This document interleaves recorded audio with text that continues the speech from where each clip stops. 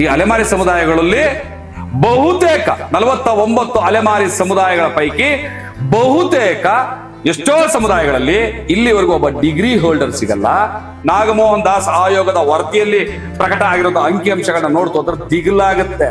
ವೇಷ ಹಾಕೊಂಡು ರಸ್ತೆಯಲ್ಲಿ ಬಂದು ಕುಣಿಯುವಂಥದ್ದು, ದೊಂಬರಾಟ ಆಡುವಂಥದ್ದು, ಭಿಕ್ಷೆ ಬೇಡುವಂಥದ್ದು, ಗುಡಿಸಲುಗಳಲ್ಲಿ ವಾಸ ಮಾಡೋದು, ಮೋರಿ ಕಟ್ಟೆಗಳ ಮೇಲೆ ವಾಸ ಮಾಡ್ತಾ ಇರೋದು, ಕಾಡಿನ ಮಧ್ಯೆ ವಾಸ ಮಾಡ್ತಾ ಇರೋ ಸಮುದಾಯಗಳನ್ನ ತಗೊಂಡೋಗಿ ನಿಮ್ ಜೊತೆ ಕಾಂಪೀಟ್ ಮಾಡ್ರಿ ಅಂತ ಸ್ಪರ್ಶ ಜಾತಿಗಳ ಜೊತೆ ಬಿಟ್ಟಿದ್ದಾರೆ ಸನ್ಮಾನ್ಯ ಶ್ರೀ ಸಿದ್ದರಾಮಯ್ಯ.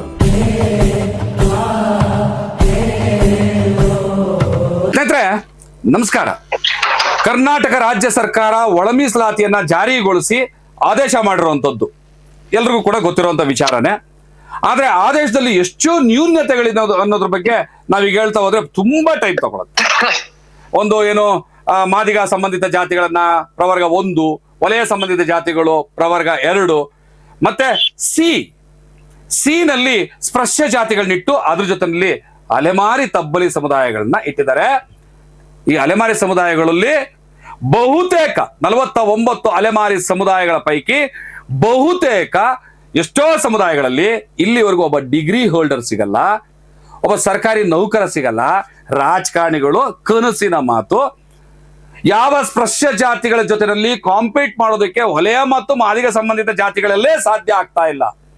ರಾಜಕಾರಣದಲ್ಲೂ ನೀವು ನೋಡ್ಬೋದು 36 MLA ಸೀಟ್ಗಳಲ್ಲಿ ಬಹುಪಾಲು ಸಿಂಹಪಾಲು ಸ್ಪರ್ಶ ಜಾತಿಗಳಾದ್ರೆ ಅಸ್ಪೃಶ್ಯ ಜಾತಿಗಳಾದಂತಹ ವಲಯರು ಮತ್ತು ಮಾದಿಗರದು ಬೆರಳೆಣಿಕೆ 5, 6, 7, 8 ಇಲ್ಲಿ ನಿಂತಿರುತ್ತೆ. 36ರಲ್ಲಿ ಬಹುಪಾಲು ಸ್ಪರ್ಶ ಜಾತಿಗಳಿರ್ತದೆ. ಇನ್ನು ಉದ್ಯೋಗದಲ್ಲಿ ನಾಗಮೋಹನ್ ದಾಸ್ ಆಯೋಗದ ವರದಿಯಲ್ಲಿ ಪ್ರಕಟ ಆಗಿರೋ ಅಂಕಿಅಂಶಗಳನ್ನ ನೋಡ್ತು ಅಂದ್ರೆ ದಿಗಿಲಾಗುತ್ತೆ. ಇಡೀ ದೇಶದಲ್ಲಿ ಸ್ಪರ್ಶ ಸಮುದಾಯಗಳಾದಂತಹ ಬೋವಿ ಮತ್ತು ಲಂಬಾಣಿ ಕೊರ್ಮಕೊರ್ಚಗಳು ಬ್ಯಾಕ್ವರ್ಡ್ ಕ್ಲಾಸಸ್ ಅಲ್ಲಿದ್ರೆ ಕರ್ನಾಟಕದಲ್ಲಿ ಮಾತ್ರ ದೇವರಾಜ ಅರಸು ಅವರ ಕೃಪಾ ಕಟಾಕ್ಷದಿಂದ ಮತ್ತು ಹೊಲಮದಿಗರಿಗಾದಂತಹ ಅನ್ಯಾಯದ ಪರಿಣಾಮವಾಗಿ SC ಪಟೇಲ್ ಸೇರ್ಕೊಂಡಿದ್ದಾರೆ. ಪಾಲು ನೋಡಿದ್ರೆ 100 ಉದ್ಯೋಗಾವಕಾಶಗಳಿದ್ರೆ 4-5 ಮಾದಿಗರಿಗೆ, 6-7 ವಲಯರಿಗೆ, ಉಳಿದಂತ 80ಕ್ಕೂ ಚಿಲ್ಲರೆ ಬೋವಿ ಲಂಬಾಣಿಗಳಿಗೆ ಇರುವಂತದ್ದು ಅಂಕಿಅಂಶಗಳು. ನಾನು ಸುಮ್ಮನೆ ಆರೋಪ ಮಾಡ್ತಾ ಇಲ್ಲ. ನಾಗಮೋಹನ್ ದಾಸ್ ರಿಟೈರ್ಡ್ ಜಡ್ಜ್ ಮತ್ತು ಒಳ ಮೀಸಲಾತಿಗೋಸ್ಕರ ಏನು ರಚಿಸಲಾದಂತ ಒಂದು ಆಯೋಗದ ಅಧ್ಯಕ್ಷರು. ನಾಗಮೋಹನ್ ದಾಸ್ ಆಯೋಗದ ವರದಿ, ಆ ವರದಿಯ ಅಂಕಿಅಂಶಗಳು ಇಂಥ ಒಂದು ಕರಾಳ ಸತ್ಯಗಳನ್ನ ನಾವು ಮುಂದೆ ಇಟ್ಟಿದೆ. ಅಂತ ಸ್ಪರ್ಶ ಜಾತಿಗಳಲ್ಲಿ ಕಾಂಪೀಟ್ ಮಾಡೋದಕ್ಕೆ ಸಾಧ್ಯ ಆಗದೆ ನರಳ್ತಾ ಇರುವಂತಹ ಒಲೆ ಮಾದಿಗರಿಗೆ ಸಾಧ್ಯ ಆಗದಿರುವಾಗ ಒಲೆ ಮಾದಿಗ ಸಂಬಂಧಿತ ಅಲೆಮಾರಿ ಜಾತಿಗಳೂ ಸೇರಿದಂತೆ ಇತರೆ ಅಲೆಮಾರಿ ಸಂಬಂಧಿತ ಜಾತಿಗಳನ್ನ ಏನೋ ವೇಷ ಹಾಕೊಂಡು ರಸ್ತೆಯಲ್ಲಿ ಬಂದು ಕುಣಿಯುವಂಥದ್ದು, ದೊಂಬರಾಟ ಆಡುವಂಥದ್ದು, ಭಿಕ್ಷೆ ಬೇಡುವಂಥದ್ದು, ಗುಡಿಸಲುಗಳಲ್ಲಿ ವಾಸ ಮಾಡೋದು, ಮೋರಿ ಕಟ್ಟೆಗಳ ಮೇಲೆ ವಾಸ ಮಾಡ್ತಾ ಇರೋದು, ಕಾಡಿನ ಮಧ್ಯೆ ವಾಸ ಮಾಡ್ತಾ ಇರೋ ಸಮುದಾಯಗಳನ್ನ ತಗೊಂಡೋಗಿ ನಿಮ್ ಜೊತೆ ಕಾಂಪೀಟ್ ಮಾಡ್ರಿ ಅಂತ ಸ್ಪರ್ಶ ಜಾತಿಗಳ ಜೊತೆ ಬಿಟ್ಟಿದ್ದಾರೆ ಸನ್ಮಾನ್ಯ ಶ್ರೀ ಸಿದ್ದರಾಮಯ್ಯವರು. ಈಗ ಅಲೆಮಾರಿಗಳಿಗೆ ನ್ಯಾಯ ಬೇಕು ಅಂತ ಬಹಳ ಬೃಹತ್ ಆದಂತ ಹೋರಾಟ ರಾಜ್ಯದಾದ್ಯಂತ ಧ್ವನಿ ಎದ್ದಿದೆ. ಫ್ರೀಡಂ ಪಾರ್ಕ್ ನಲ್ಲಿ ಅಹೋರಾತ್ರಿ ನಡೀತಾ ಇದೆ. ಈ ಸಂದರ್ಭದಲ್ಲಿ ಅಲೆಮಾರಿಗಳು ಆದಿವಾಸಿಗಳ ಜೊತೆಲಿ ನಿರಂತರವಾದಂತಹ ಸಂಪರ್ಕ ಇಟ್ಕೊಂಡು ಅವರಿಗೆ ಯಾವಾಗ ಅಗತ್ಯ ಇದೆ ಆಗೆಲ್ಲ ಅಲ್ಲಿಗೆ ಹೋಗಿ ಖುದ್ದಾಗಿ ಹೋಗಿ ಅವರ ನ್ಯಾಯಪರವಾದಂತಹ ಬೇಡಿಕೆಗಳಿದಾವೆ ಅದರ ಪರವಾಗಿ ಧ್ವನಿ ಎತ್ತಿ. ನೀವು ದಿಡ್ಡಳ್ಳಿ ಗಮನಿಸಬೇಕು, ದಿಡ್ಡಳ್ಳಿ ಹೋರಾಟ ಆದಿವಾಸಿಗಳ ಹೋರಾಟ, ಅದರಲ್ಲಿ ತಮ್ಮನ್ನ ತಾವು ತೊಡಗಿಸ್ಕೊಂಡು ಅವರಿಗೆ ನ್ಯಾಯ ಕೊಡಿಸೋ ನಿಟ್ಟಿನಲ್ಲಿ ಇವತ್ತಿಗೂ ಕೂಡ ರಾಜ್ಯದಾದ್ಯಂತ ಸಂಚಾರ ಮಾಡ್ತಾ ಇರುವಂತಹ ಚಲನಚಿತ್ರ ನಟರು ಅಷ್ಟೇ ಅಲ್ಲ, ಸಾಮಾಜಿಕ ಬದ್ಧತೆ ಇರುವಂತದ್ದು ಸಂವಿಧಾನವಾದಿಗಳು. ಚೇತನ್ ಅಹಿಂಸಾ ಅವರು ನಮ್ಮ ಜೊತೆಲಿದ್ದಾರೆ, ಅವ್ರನ್ನ ಮಾತಾಡಿಸುವಂತ ಪ್ರಯತ್ನ ಮಾಡ್ತೀನಿ. ಕೆಲವು ಸಮಾಜದಲ್ಲಿರುವಂತಹ ಪ್ರಶ್ನೆಗಳನ್ನ ನೇರವಾಗಿ ಅವ್ರಿಗೆ ಇಡ್ತಾ ಇದ್ದೀನಿ, ಅವ್ರ ಉತ್ತರಗಳನ್ನ ಬಯಸ್ತೀನಿ. ಸರ್, ಕಾರ್ಯಕ್ರಮಕ್ಕೆ ಅಲೆಮಾರಿಗಳ ಪರವಾದಂತಹ ಈ ಕಾರ್ಯಕ್ರಮಕ್ಕೆ ತಮಗೆ ಸ್ವಾಗತ. ನಮಸ್ಕಾರ ಭಾಸ್ಕರ್ ಪ್ರಸಾದ್ ಅವರು. ನಮಸ್ಕಾರ. ಈಗ ಅಲೆಮಾರಿಗಳಿಗೆ ಆದಂತಹ ಅನ್ಯಾಯ ಅಂತ ನಿಮ್ಗೂ ಗೊತ್ತು, ನಾನು ನಿಮ್ಗೆ ಎಕ್ಸ್ಪ್ಲೈನ್ ಮಾಡ್ಬೇಕಾಗಿಲ್ಲ. ಅಲೆಮಾರಿಗಳಿಗೆ ನ್ಯಾಯ ಸಿಗುತ್ತೆ ಅನ್ನುವಂತಹ ಕಿಂಚಿತ್ ಒಂದು ಸಣ್ಣ ಅಂಶದ ಆಸೆ ಆದ್ರೂ ಕೂಡ ಏನಾದ್ರು ಭರವಸೆ ಉಳ್ಕೊಂಡಿದ್ಯಾ ಸರ್ ನಿಮ್ಗೆ? ನಮಗೆ ಭರವಸೆ ಇದೆ, ಪ್ರಜಾಪ್ರಭುತ್ವದ ಭರವಸೆ ಇದೆ ಅನ್ನೋ ರೀತಿಯಲ್ಲಿ ನಮ್ಗೆ ಭರವಸೆ ಇದೆ. ಆದ್ರೆ ಆಳುವ ಶಕ್ತಿಗಳ ಮೇಲೆ ನನಗೆ ಭರವಸೆ ಇಲ್ಲ. ನಮಗೆ ಏನಾಗಿದೆ ಅಂದ್ರೆ, ನಾನು ಅಲೆಮಾರಿಗಳ ವಿಚಾರಕ್ಕೆ ಸಂಬಂಧಪಟ್ಟಂಗೆ ಇವಾಗಲೇ ಒಂದು 7-8 ವರ್ಷಗಳಿಂದ ನಾನು ಕರ್ನಾಟಕದ ಪ್ರತಿಯೊಂದು ಮತಕ್ಷೇತ್ರಗಳಿಗೆ ಹೋಗಿ ಅಲೆಮಾರಿ ಸಮುದಾಯಗಳನ್ನ ಅವ್ರ ಕಷ್ಟಗಳ ಅರ್ಥ ಮಾಡ್ಕೊಂಡು ಅವ್ರಿಗೂ ಕೂಡ ಬೇರೆ ಬೇರೆ ಕಡೆ ಸೂರ್ ಮಾಡಕ್ ಪ್ರಯತ್ನ ಪಟ್ಟು ಅವ್ರಿಗೂ ಕೂಡ ಮೂಲಭೂತ ಹಕ್ಕುಗಳನ್ನ ತಲುಪಿಸಕ್ಕೆ ಪ್ರಾಮಾಣಿಕ ಪ್ರಯತ್ನ ಮಾಡ್ಕೊಂಡು ನಮ್ ತಂಡ ಮಾಡ್ಕೊಂಡ್ ಬರ್ತಾ ಇದೆ. ಯಾರಾದ್ರೂ ಕರ್ನಾಟಕದಲ್ಲಿ ಅತಿ ಬಡತನದಲ್ಲಿ ಬದುಕ್ತಾ ಇದ್ದಾರೆ, ಅತಿ ಒಂದ್ ರೀತಿ ನಿರ್ಲಕ್ಷ್ಯದಲ್ಲಿ ಬದುಕ್ತಾ ಇದ್ದಾರೆ, ಇನ್ನೂ ಒಂದ್ ರೀತಿ ಚಳುವಳಿ, ಶಿಕ್ಷಣ, ಎಲ್ಲಾ ರೀತಿ ಒಂದು ಬೇಸಿಕ್ ನೀರು, ಬೇಸಿಕ್ ನೆಸೆಸಿಟೀಸ್ ಇನ್ನು ತಲುಪಿಲ್ಲ ಅಂದ್ರೆ ಅದು ನಮ್ಮ ಅಲೆಮಾರಿ ಸಮುದಾಯಗಳು. ಅವರ ಬದುಕು ಬಹಳ ಬಡತನ ಇದ್ರು ಅವರ ಒಂದು ಸಾಂಸ್ಕೃತಿಕ ಪ್ರಪಂಚ, ನಾನು ಒಬ್ಬ ನಟನಾಗಿ ನಾನು ಅವರ ಕಲೆ ತಿಳಿಯೋ ರೀತಿಯಲ್ಲಾಗಿರ್ಬೋದು, ಅವರ ಭಾಷಾ ಪರಂಪರೆ ಬಹಳ ಶ್ರೀಮಂತವಾಗಿದೆ. ಅದು ಕೂಡ ನಮ್ಮ ಕರ್ನಾಟಕದ ಹೆಮ್ಮೆಯ ವಿಚಾರ. ಸೊ ಈ ನಿಟ್ಟಿನಲ್ಲಿ ನಮಗೆ ಇದೆಲ್ಲರ ನಡುವೆ ಅವ್ರಿಗೆ ಒಂದು ಪ್ರಾತಿನಿಧ್ಯ ಸಿಗದೆ ಇರೋದು, ಅದು ನಮಗೆ ಯಾವ ನಾಗಮೋಹನ್ ದಾಸ್ ಅವರು ಕೂಡ ಅವರು 1% ಅವ್ರಿಗೆ ಮೀಸಲು ಇಟ್ಟರು ಕೂಡ ಅದು 150 ಕೋಟಿ ಖರ್ಚಾಗಿ ನಾಗಮೋಹನ್ ದಾಸ್ ವರದಿ ಅದನ್ನ ಎಲ್ಲಾ ರೀತಿ ಹೇಳಿದ್ರು ಕೂಡ ಇವಾಗ ಮುಖ್ಯಮಂತ್ರಿ ಸಿದ್ದರಾಮಯ್ಯನವರು ಅದನ್ನ ಪರಿಗಣನೆ ತಗೊಂಡಿಲ್ಲ ಅಂದ್ರೆ ಪ್ರಶ್ನೆ ಬರೋದೇನು ಅಂದ್ರೆ ಯಾಕೆ ಮಾಡ್ಬೇಕಾಗಿತ್ತು ನೀವು ನಾಗಮೋಹನ್ ದಾಸ್ ವರದಿ? 150 ಕೋಟಿ ಅದು ಸಂಪೂರ್ಣವಾದ ವೇಸ್ಟೆಡ್ ರೀತಿಯ ದುಡ್ಡು.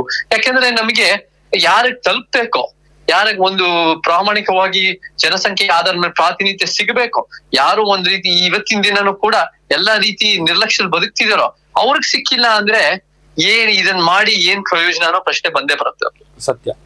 ಈಗ ಹೋರಾಟ, ಒಳ ಮೀಸಲಾತಿ ಹೋರಾಟ ಕಳೆದ 35 ವರ್ಷಗಳದ್ದು.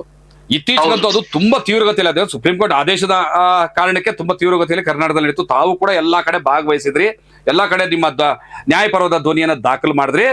ಮತ್ತೆ ಒಳ ಮೀಸಲಾತಿ ವಿಚಾರದಲ್ಲಿ ಆದಿವಾಸಿಗಳಿಗೆ ಪ್ರಥಮ ಪ್ರಾದ್ಯತೆಯನ್ನು ಕೊಡ್ಬೇಕು ಅನ್ನೋದನ್ನ ನೀವು ಮರೀಲಾರ್ದೆ ಎಲ್ಲಾ ಕಡೆ ದಾಖಲು ಮಾಡ್ತಾ ಬರ್ತಾ ಇದ್ರಿ.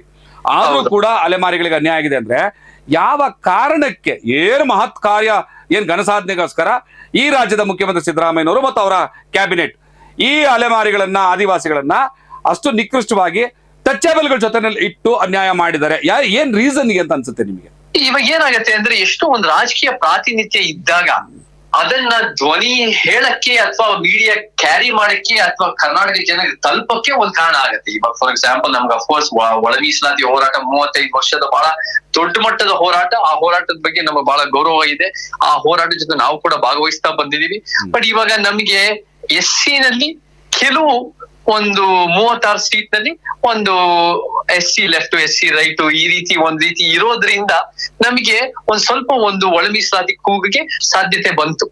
ಆದ್ರೆ ಆದಿವಾಸಿಗಳಿಗಾಗಿರ್ಬೋದು ಅಥವಾ ಅಲೆಮಾರಿಗಳಿಗಾಗಿರ್ಬೋದು, ಅದು ಆದಿವಾಸಿನಲ್ಲೂ ನೀವು ನೋಡಿ 15 ಸೀಟ್ ನಲ್ಲಿ ಯಾರು ಕೂಡ ಒಂದ್ ಸಮುದಾಯ ಬಿಟ್ಟು ಬೇರೆ ನಮಗೆ ST ಸಮುದಾಯಗಳು ಯಾರು ನಮ್ಗೆ ಜೇನು ಕುರುಬ, ಬೆಟ್ಟದ ಕುರುಬ, ಸೋಲಿಗ, ಎರವ, ಪಣಿಯ, ಮಲೆಕುಡಿಯ, ಈ ಕೊರಗ, ಈ ಸಮುದಾಯಗಳು ಈ ಯಾವ್ಯಾವ್ದು ಒಂದು ರೀತಿ ಈ 50ರಿಂದ 54 ಸಮುದಾಯದಲ್ಲಿ ಯಾರ್ಯಾರು ಒಂದು ಓವರ್ ಆಲ್ ಸಾಮಾಜಿಕ ನ್ಯಾಯ ವಂಚಿತರು 49 ಸಮುದಾಯಗಳು, ಇವ್ರಿಗೆ ಯಾರಿಗೂ ಸಿಗ್ತಾ ಇಲ್ಲ. ಅಲೆಮಾರಿಗಳಲ್ಲೂ ಕೂಡ ಆ ಪ್ರಾತಿನಿಧ್ಯ ಇಲ್ಲ.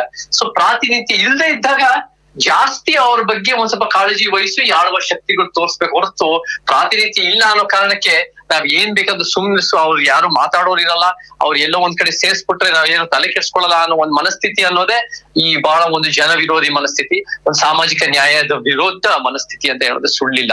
ಸೊ ನಮಗೆ ಈ ಒಂದು ರಾಜಕೀಯ ಪ್ರಾತಿನಿಧ್ಯ ಇಲ್ಲದೆ ಇರೋದ್ರಿಂದ ಮತ್ತೆ ಅದು ಕೂಡ ದೊಡ್ಡ ಮಟ್ಟದ ಹೋರಾಟದ ಶಕ್ತಿ ಮಾಡಕ್ಕೆ ಸಾಧ್ಯ ಇಲ್ಲದೆ ಇರೋದು. ಯಾಕಂದ್ರೆ ನಮ್ಗೆ ಕಾಡಲ್ಲಿ ವಾಸ ಮಾಡೋ ಆದಿವಾಸಿಗಳು ಇರ್ಬೋದು ಅಥವಾ ಊರಾಚೆ ವಾಸ ಮಾಡೋ ಅಲೆಮಾರಿಗಳು, ಬಿಡಿ ಬಿಡಿಯಾಗಿ ಬದುಕ್ತಾ ಇರೋರು, ಅವ್ರಿಗೆ ದಿನನಿತ್ಯ ಬದುಕೇ ದೊಡ್ಡ ರೀತಿ ಸಮಸ್ಯೆ ಇದ್ದಾಗ ಎಷ್ಟು ಮಟ್ಟಿಗೆ ಸಂಘಟನೆ ಮಾಡ್ಕೊಳಕ್ ಸಾಧ್ಯ ಅಂತ ಒಂದ್ ಪ್ರಶ್ನೆ ಬರುತ್ತೆ.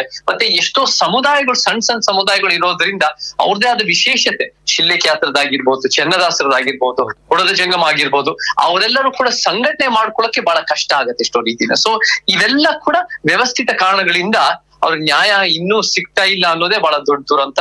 ಬಟ್ ಎಲ್ಲೋ ಒಂದ್ ಕಡೆ ಮುಖ್ಯಮಂತ್ರಿಯವರು ಮತ್ತೆ ಅವರ ಒಂದು ಜನವಿರೋಧಿ ನಡವಳಿಕೆಯಿಂದ ದೊಡ್ಡ ಮಟ್ಟದ ಹೋರಾಟ ಆಗಕ್ಕೆ ಇದು ಸಾಧ್ಯ ಮಾಡಿಕೊಟ್ಟಿದ್ರೆ ಇವತ್ತಿಂದನಾದ್ರೂ ಅಲೆಮಾರಿಗಳು ಬಹಳ ಗಟ್ಟಿಯಾಗಿ ಸಂಘಟನೆ ಮಾಡ್ಲಿ, ಆದಿವಾಸಿಗಳು ಕೂಡ ಸಂಘಟನೆ ಮಾಡ್ಲಿ, ಅವ್ರಿಗೆ ಸಿಗ್ಬೇಕಾದ್ರೆ ನ್ಯಾಯ ಸಿಗ್ಲಿ ಅಂತ ನಾವೆಲ್ಲ ಹಾರೈಸ್ತೀವಿ, ಭಾವಿಸ್ತೀವಿ. ಈಗ ಫ್ರೀಡಂ ಪಾರ್ಕ್ ನಲ್ಲಿ ಅಹೋರಾತ್ರಿ ಆದಿವಾಸಿಗಳಿಗೋಸ್ಕರ ಹೋರಾಟ ನಡೀತಾ ಇದೆ. ಆ ಒಟ್ಟು ತಂಡ ಮಾನ್ಯ ಮುಖ್ಯಮಂತ್ರಿಗಳನ್ನ ಭೇಟಿ ಮಾಡಿ ಅವ್ರಿಗೆ ಸಾಮಾಜಿಕ ನ್ಯಾಯ ಅಂದ್ರೆ ಅದಲ್ಲ ಸ್ವಾಮಿ ಇದು ಅಂತ ಹೇಳ್ಕೊಡುವಂತಹ ಪ್ರಯತ್ನವನ್ನು ಮಾಡಿದ್ದಾರೆ. ಕೊನೆಗೆ ಮುಖ್ಯಮಂತ್ರಿಗಳು ಇಲ್ಲ, ಅವ್ರು ಒಪ್ಪಲ್ಲ, ಆ ಮಿನಿಸ್ಟರ್ ಒಪ್ಪಲ್ಲ, ಈ ಮಿನಿಸ್ಟರ್ ಒಪ್ಪಲ್ಲ, ಆ ಸಮುದಾಯ ಒಪ್ಪಲ್ಲ ಅಂತ ಕುಂಟನೆಪಗಳನ್ನ ಹೇಳಿ ಆ ಆದೇಶ ಆಗೋಗಿದೆ, ಏನು ಮಾಡೋಕ್ಕಾಗಲ್ಲ, ನೀವು ಕೋರ್ಟ್ಗೆ ಹೋಗೋದಾದ್ರೆ ಹೋಗಿ ಅನ್ನುವಂತ ಮಾತನ್ನ ಹೇಳಿ ಕಳಿಸಿದ್ದಾರೆ. ಈ ರೀತಿಯಾದಂತಹ ಒಂದು ದಾಸ್ಯಕ್ಕೆ ನಾವ್ ಯಾವ ರೀತಿ ಉತ್ತರ ಕೊಡ್ಬೋದು ಅಂತ ಅನ್ಸುತ್ತೆ? ಇದು ನಮ್ಗೆ ಬಹಳ, ನನ್ಗೆ ನಿಜವಾಗ್ಲೂ ಇದು ಬಹಳ ನೋವಾಯ್ತು. ಯಾಕಂದ್ರೆ ಅವರು ಹೇಳ್ತಾ ಇದ್ರು, ಮುಖ್ಯಮಂತ್ರಿ ಅವ್ರಿಗೆ ಹತ್ರ ಹೋಗಿ ಮಾತಾಡಿದಾಗ ಅವರ ಕನ್ಸರ್ನ್ ತೋರ್ಸದ್ ಬಿಟ್ಟು ಅವ್ರ ಮೇಲೆ ಒಂದ್ ಸ್ವಲ್ಪ ಒಂದ್ ರೀತಿ ಕೇರ್ಲೆಸ್ ಮಾಡಿ ಅವನ್ನ ಹೋಗ್ರಪ್ಪ ಅಂತ ಒಂದ್ ರೀತಿ ಓಡಿಸಿದ್ದಾರೆ ಅಂತ ನನ್ಗೆ ಗೊತ್ತಾಯ್ತು. ಅದು ನಮ್ಗೆ ಖಂಡಿತ ಸರಿ ಕಾಣಲಿಲ್ಲ. ಏನಾಗತ್ತೆ ಅಂದ್ರೆ ಪ್ರಜಾಪ್ರಭುತ್ವದಲ್ಲಿ ಎಲ್ಲಿ ಜನಸಂಖ್ಯೆ ಜಾಸ್ತಿ ಇರುತ್ತೋ, ಎಲ್ಲಿ ಒಂದ್ ರೀತಿ ದುಡ್ಡು ಜಾಸ್ತಿ ಇರುತ್ತೋ, ಮೀಡಿಯಾ ಜಾಸ್ತಿ ಇರುತ್ತೋ ಆ ಕಡೆ ಓಲೋ ಸಾಧ್ಯತೆಗಳಿರುತ್ತೆ. ಅದೆಲ್ಲಾ ವಂಚಿತ ಸಮುದಾಯಗಳಂದ್ರೆ ಫುಲ್ ನಿರ್ಲಕ್ಷ್ಯ ಆಗುತ್ತೆ. ಕೋರ್ಟ್ ಅನ್ನೋದು ಬೇಕೇ ಬೇಕಿದೆ. ನನಗೂ ಕೂಡ ಕೆಲವ್ರು ಹೇಳಿ ನಾವು ಕೋರ್ಟ್ಗೆ ಹೋಗಕ್ ತಯಾರಾಗಿದ್ದೀವಿ ಅಂತ ಕೆಲವು ಸಮುದಾಯಗಳು ಹೇಳಿದ್ರೆ ಒಳ್ಳೇದು. ಬಟ್ ಕೋರ್ಟ್ ಜೊತೆ ಈ ಆಳುವ ಶಕ್ತಿ ಇದನ್ನ ಮಾಡ್ಕೊಡ್ಲೇಬೇಕು.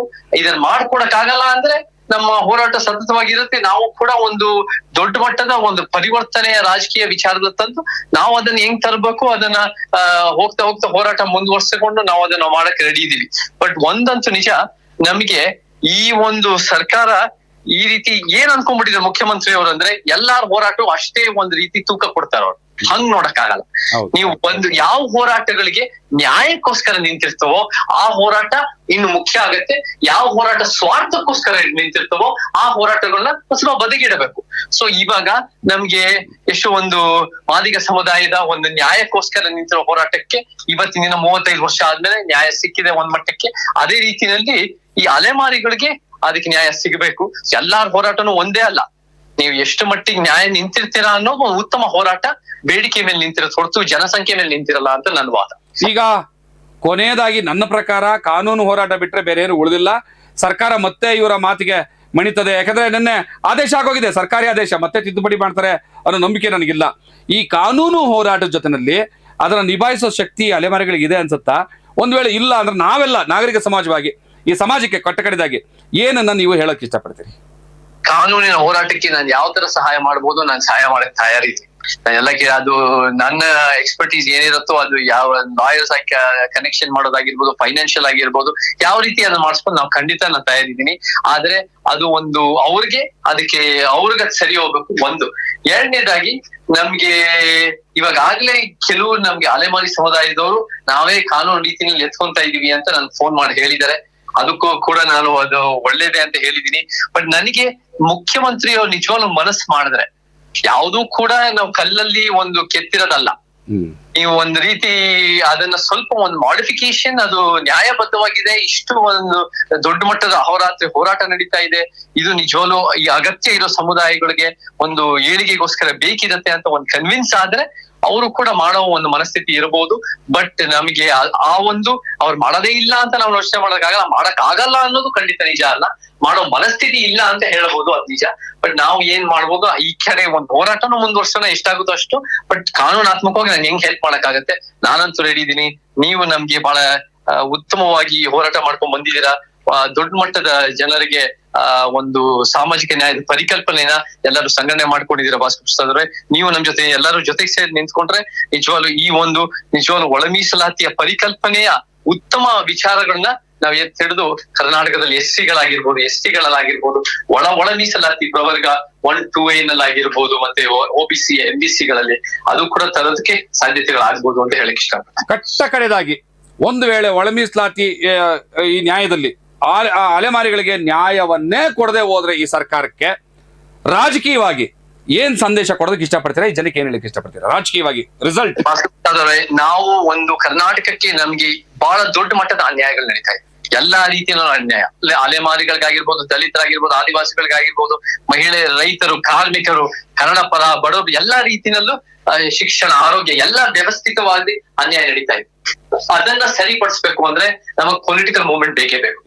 ಪೊಲಿಟಿಕಲ್ ಮೂವ್ಮೆಂಟ್ ಬೇಕೇ ಬೇಕು ಅಂದ್ರೆ ನಾವು ದೊಡ್ಡ ಮಟ್ಟದಲ್ಲಿ ಕರ್ನಾಟಕದ 224 ಮತಕ್ಷೇತ್ರದಲ್ಲಿ ನಮ್ ಸಮಾಜದ ಶಕ್ತಿಗಳನ್ನ ಎಲ್ಲಾ ಕಡೆ ನಾವು ರೆಡಿ ಆಗ್ತಾ ಬರ್ಬೇಕು. ಸೊ ನಾವು ಪೊಲಿಟಿಕಲ್ ಮೂವ್ಮೆಂಟ್ ಕಟ್ಟಕ್ಕೆ ನಾವು ರೆಡಿ ಆಗ್ತಾ ಇದೀವಿ, ಅದನ್ನ ಮುಂದುವರಿಸ್ತಾ ಇದೀವಿ. ನಾವು ಎಲ್ಲರೂ ಜೊತೆಗೆ ಸೇರಿ ಏನ್ ಇಷ್ಟು ವರ್ಷ ಮಾಡ್ಕೊಂಡ್ ಬಂದಿದೀವೋ ಅದು ಒಂದು ಮುಂದುವರಿದ ಭಾಗ ಅಷ್ಟೇ. ಸೊ ಇದು ಒಂದು ಪೊಲಿಟಿಕಲ್ ಮೂವ್ಮೆಂಟ್ ಆಗಿ ರೂಪಿಸ್ಕೊಂಡು ಅದರಲ್ಲಿ ಅಲೆಮಾರಿಗಳಿಗೆ, ದಲಿತರಿಗೆ, ಆದಿವಾಸಿಗಳಿಗೆ, ಶೋಷಿತರಿಗೆ ನಾವು ದಮನಿತ ಅಂತ ಕರಿತೀವಿ. ಇದು ಆ ಹಿಂದ ನಮ್ಗೆ ವರ್ಕೌಟ್ ಆಗಿಲ್ಲ. ಆ ಹಿಂದ ಅನ್ನೋ ಒಂದು ರಾಜಕೀಯ ಲೆಕ್ಕಾಚಾರದ, ಒಂದು ಸ್ವಾರ್ಥದ, ಒಂದು ಕುರ್ಚಿ ಕೂತ್ಕೊಳ್ಳೋಕ್ಕೋಸ್ಕರ, ಒಬ್ಬ ವ್ಯಕ್ತಿ ಕೂತ್ಕೊಳ್ಳೋಕ್ಕೋಸ್ಕರ ಅದ್ ನಡೆದಿದೆ ಹೊರತು ನಿಜವಾಗ್ಲೂ ಸಾಮಾಜಿಕ ನ್ಯಾಯದ ಪರಿಕಲ್ಪನೆಯಲ್ಲಿ ಯಶಸ್ಸಾಗಿಲ್ಲ. ಸೊ ಆ ಹಿಂದ ಅಲ್ಲ, ನಮ್ದು ದಮನಿತ ದಲಿತ್ಸ್, MBCs, ನೋಮ್ಯಾಡ್ಸ್, ಟ್ರೈಬಲ್ಸ್ ಅಂಡ್ ಅಲ್ಪಸಂಖ್ಯಾತ. ಸೊ ಈ ದಮನಿತ ಅನ್ನೋ ಒಂದು ರೀತಿಯಲ್ಲಿ ತಂದು ನಾವು ಈ ಸಮುದಾಯಗಳು ಎಲ್ಲಾ ರೀತಿ ನ್ಯಾಯ ಒದಗಿಸುವ ಉದ್ದೇಶ ಇದೆ. So political movement is the master key to open all locks and doors. So ಅದು ನಮ್ಗೆ ಬೇಕೇ ಬೇಕು. ಬಾಬಾ ಸಾಹೇಬ್ ತೋರಿಸಿದ್ದಾರೆ, ತಂದೆ ಪೆರಿಯಾರ್ ತೋರಿಸಿದ್ದಾರೆ, ಕಾಂಚೀರಾಮ್ಜಿ ತೋರಿಸಿದ್ದಾರೆ. ಅಂತದ್ ಒಂದು ಕರ್ನಾಟಕಕ್ಕೆ ಭವಿಷ್ಯಕ್ಕೆ ನಮ್ಗೆ ಬೇಕೇ ಬೇಕು. ಅದು ನಾವೆಲ್ಲರ ಜೊತೆಗೆ ಸೇರಿ ಸಮಾಜ ಸಿದ್ಧಾಂತದಲ್ಲಿ ಯಾವ ವ್ಯಕ್ತಿ ಕೇಂದ್ರಿತವಾಗಲ್ಲ, ಒಂದು ಸಿದ್ಧಾಂತ ಕೇಂದ್ರಿತವಾಗಿ ಸಮಾನತೆ, ನ್ಯಾಯ, ವೈಜ್ಞಾನಿಕತೆ, ಒಂದು ಸಂವಿಧಾನ ಪೀಠಿಕೆಗೋಸ್ಕರ ನಾವು ಎತ್ತಿ ಹಿಡಿಯೋಕೆ ನಾವೆಲ್ಲರ ಜೊತೆಗೆ ಸೇರ್ ಮಾಡೋಣ. ಮುಂದಿನ ತಲೆಮಾರುಗಳಿಗೆ ನಮಗಾಗಿರೋ ಅನ್ಯಾಯಗಳು ಆಗದೆ ಇರಂಗೆ ನಾವು ಪ್ರಾಮಾಣಿಕ ಪ್ರಯತ್ನ ಮಾಡಿ ನಾವು ಕಾರ್ಯರೂಪಕ್ಕೆ ತರೋಣ ಅಂತ ಹೇಳಕ್ ಇಷ್ಟಪಡ್ತೀನಿ. ಕೊನೆ ಪ್ರಶ್ನೆ. ಕರ್ನಾಟಕದಲ್ಲಿ ಒಂದು ಅಘೋಷಿತವಾದಂತ ಒಂದು ನಡವಳಿ ನಡ್ಕೊಂಬಂದಿದೆ, ತಾವೇ ಬುದ್ಧಿವಂತರು ಅಂತ ಅನ್ಕೊಂಡವ್ರ ಪೈಕಿನಲ್ಲಿ. ನೀವು ಯಾವಾಗ ರಾಜ್ಯದಲ್ಲಿ ಪರ್ಯಾಯ ರಾಜಕಾರಣದ ಧ್ವನಿಯನ್ನ, ಪ್ರಶ್ನೆಯನ್ನ ತೆಗಿತೀರಿ, ಆ ಕೂಡಲೇ ನಿಮ್ಮ ಮೇಲೆ ಒಂದು ಆರೋಪವನ್ನ ಕೂರಿಸಲಾಗ್ತದೆ. ಕಾಂಗ್ರೆಸ್ ಪಕ್ಷದ ವಿರುದ್ಧವಾಗಿ ಕೋಮುವಾದಿಗಳಿಗೆ ಸಪೋರ್ಟ್ ಮಾಡೋದಕ್ಕೆ ನೀವು ತಯಾರಾಗಿದ್ದೀರಿ, ನೀವು ಕೋಮುವಾದಿಗಳ B team, A team, C team, ಏನು ಝಡ್ ಟೀಮ್ ಅನ್ನುವಂತ ಲೇಬಲ್ ಅನ್ನ ಒತ್ತು ಬಿಡ್ತಾರೆ. ಈ ಸವಾಲನ್ನ ಮೀರಿ ರಾಜಕಾರಣದತ್ತಕ್ಕೆ ನಾವು ನಡೆಸೋ ರಾಜಕಾರಣಕ್ಕೆ ಏನನ್ನ ಹೇಳಕ್ ಇಷ್ಟಪಡ್ತೀರಿ, ಏನ್ ಸಂದೇಶವನ್ನು ಕೊಡ್ತೀರಿ? ಕರ್ನಾಟಕದ ಮತ್ತೆ ಭಾರತದ ರಾಜಕೀಯ ಬಹಳ ಎಕ್ಸ್ಪಾನ್ಸಿವ್ ಆಗಿದೆ. ಯಾವುದೋ ಒಂದು ಎರಡು ಪಕ್ಷಕ್ಕೆ ಸೀಮಿತ ಮಾಡ್ಕೊಂಡು ನಾವು ರಾಜಕೀಯ ಮಾಡೋ ಪ್ರಶ್ನೆ ಬರಲ್ಲ. ಅದು ನಿಮ್ಮ ಒಂದು ಸೀಮಿತವಾದ ಆಲೋಚನೆ, ಒಂದು ಬಿಜೆಪಿ ಕಾಂಗ್ರೆಸ್. ನಮಗೆ ಬಾಬಾ ಸಾಹೇಬ್ರ ಕಾಲದಿಂದನೂ ನೋಡಿ, 1952ರಲ್ಲಿ ಅವರು ನಿಂತ್ಕೊಂಡಾಗ, ಎಲೆಕ್ಷನ್ ನಿಂತ್ಕೊಂಡಾಗ 3 ಮುಖ್ಯವಾದ ಪ್ರಭಾವಿ ಶತ್ರುಗಳ ವಿರುದ್ಧ ನಿಂತ್ಕೊಂತಾರೆ. ಒಂದ್ ಕಡೆ ರೈಟ್ ವಿಂಗ್ ಹಿಂದೂ ಮಹಾಸಭಾ ನಿಂತ್ಕೊಂತಾರೆ ಅವ್ರ ವಿರುದ್ಧ, ಒಂದ್ ಕಡೆ ಕಾಂಗ್ರೆಸ್ ಮಧ್ಯಪಂಥಿ ಅವರು ನಿಂತ್ಕೊಂತಾರೆ, ಅವ್ರು ಎಲ್ಲಾನು ಸೋಲಿಸ್ತಾ ಇರ್ತಾರೆ. ಇನ್ನೊಂದು ವಿರೋಧ ಪಕ್ಷ ಕಮ್ಯುನಿಸ್ಟ್ ಎಡಪಂಥಿ. ಸೊ ಎಡಪಂಥಿ, ಬಲಪಂಥಿ, ಮಧ್ಯಪಂಥಿ 3 ವಿರುದ್ಧ ಬಾಬಾ ಸಾಹೇಬ್ ಅವ್ರದೇ ಆದ, ಅವ್ರು ಕರೆಯೋ ಭಾರತೀಯ ಪಂಥ ಅಂತ ನಿಲ್ಸೋತಾರೆ. ನಮ್ದೇ ಆದ ಒಂದು ಸತ್ಯ ಪಂಥ. ನಾವು ಈ 3 ಸಿದ್ಧಾಂತಗಳು ಬಿಟ್ಟು ನಮ್ದೇ ಆದ ಒಂದು ಸಮಾಜದ ಸಿದ್ಧಾಂತ. ನಾವು ನೋಡಿ, ಈಗ ಭಾರತದಲ್ಲಿ 2900 ಪಕ್ಷಗಳು ರಿಜಿಸ್ಟರ್ ಆಗಿದ್ದಾರೆ. 2900 ಪಕ್ಷಗಳು ಬೇರೆ ಬೇರೆ ತರ ಸಿದ್ಧಾಂತಗಳು ಇರ್ತವೆ. ನಮ್ಗೆ ಇವತ್ತಿನ ದಿನ ಜನರ ಮುಂದೆ ಒಂದು ಉತ್ತಮ ವಿಚಾರ ಇರ್ತದೆ, ಆ ಜನರ ಜೀವನಕ್ಕೆ ಒಳ್ಳೇದಾಗತ್ತೆ ಅಂತ ಅವ್ರಿಗೂ ಮನವರಿಕೆ ಆದ್ರೆ ಜನ ಖಂಡಿತ ನಮಗ್ ಸ್ಪಂದಿಸ್ತಾರೆ. ಸೊ ಆ ನಿಟ್ಟಿನಲ್ಲಿ ನಾವು ಯಾವ ಬಿಜೆಪಿ ಪರ ಅಲ್ಲ, ಯಾವ ಕಾಂಗ್ರೆಸ್ ಪರ ಅಲ್ಲ, ಯಾವ ಕಮ್ಯುನಿಸ್ಟ್ ಪರ ಅಲ್ಲ, ಯಾವ JDS ಪರ ಅಲ್ಲ. ನಾವು ಜನಪರ, ಒಂದು ಸಮಾಜದ ಪರ, ಒಂದು ಉತ್ತಮ ಸಮಾಜ ಪರ, ಒಂದು ಸಂವಿಧಾನದ ಪೀಠಿಕೆ ಪರ ಅಂತ ಹೆಮ್ಮೆಯಿಂದ ಹೇಳಕ್ ಇಷ್ಟಪಡ್ತೀನಿ. ಥ್ಯಾಂಕ್ ಯು ಚೇತನ್ ಅವ್ರಿಗೆ. ನಮ್ಮ TV14 ಪರವಾಗಿ ನಿಮ್ಗೆ ಧನ್ಯವಾದಗಳನ್ನ ಅರ್ಪಿಸ್ತಾ ಇದ್ದೀವಿ. ತಮಗೆ ಶುಭವಾಗಿ. ಜೈ ಭೀಮ್. ಸ್ನೇಹಿತರೆ, ಚಿತ್ರನಟ ಚೇತನ್ ಅವರು ಅಲೆಮಾರಿಗಳ ಹೋರಾಟದ ಬಗ್ಗೆ, ಪರ್ಯಾಯ ರಾಜಕಾರಣದ ಬಗ್ಗೆ, ಈ ಸರ್ಕಾರದ ಜಾತಿವಾದ ಮತ್ತು ಅವಕಾಶವಾದಿತನದ ಬಗ್ಗೆ ಬಹಳ ಸ್ಪಷ್ಟವಾಗಿ ನಿಮ್ಮ ಮುಂದೆ ತಮ್ಮ ವಿಚಾರಗಳನ್ನ ಇಟ್ಟಿದ್ದಾರೆ. ಕಾರ್ಯಕ್ರಮವನ್ನ ನೋಡಿದಿರಿ. ಈ ವಿಚಾರವನ್ನ ಹೆಚ್ಚು ಜನರು ತಲುಪಿಸಿ, ಯಾಕಂದ್ರೆ ಆದಿವಾಸಿಗಳ ಬದುಕಿನ ಪ್ರಶ್ನೆ ಅಂತ ಹೇಳ್ತಾ ತಮ್ಮೆಲ್ಲರಿಗೂ ಶುಭವಾಗಲಿ. ನಮಸ್ಕಾರ. ಜೈ ಭೀಮ್.